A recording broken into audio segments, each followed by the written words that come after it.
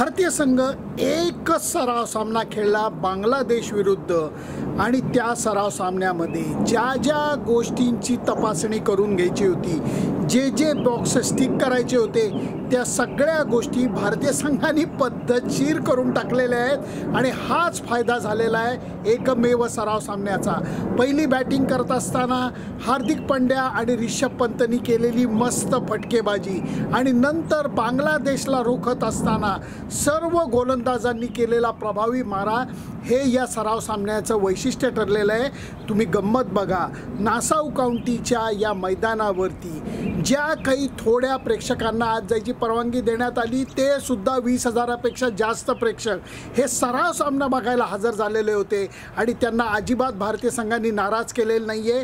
कारण सुरुवात जरी एकदम अनपेक्षित झालेली होती, कारण सलामीला रोहित शर्मा सोबत यशस्वी जयस्वाल नाही तर संजू सॅमसनला पाठवण्यात आलं।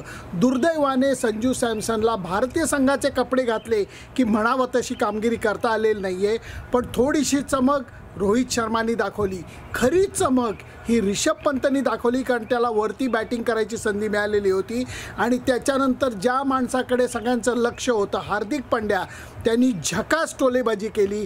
त्यांनी मारलेले 4ही षटकार हे ताकदवान होते आणि 180चा धाव फलक ओलांडून जाण्यासाठी हार्दिक पांड्याचीच फटकेबाजी कामाला आली आणि नंतर अर्शदीप सिंगनी सुरुवातीपासून जो काही कंट्रोल ठेवलेला आहे खेळावरती, 2 विकेट त्यांनी सुरुवातीला काढल्या आणि त्याच्यानंतर सर्व गोलंदाजांनी बांगलादेशच्या फलंदाजांना जखडून ठेवलं आणि ज्या गोष्टीची आपण वाट बघत होतो, हार्दिक पांड्या आणि शिवम दुबेची गोलंदाजी, त्या दोघांनी अपेक्षित मारा केला, त्यामुळे भारतीय संघाच्या हाती दणदणीत विजय लागला।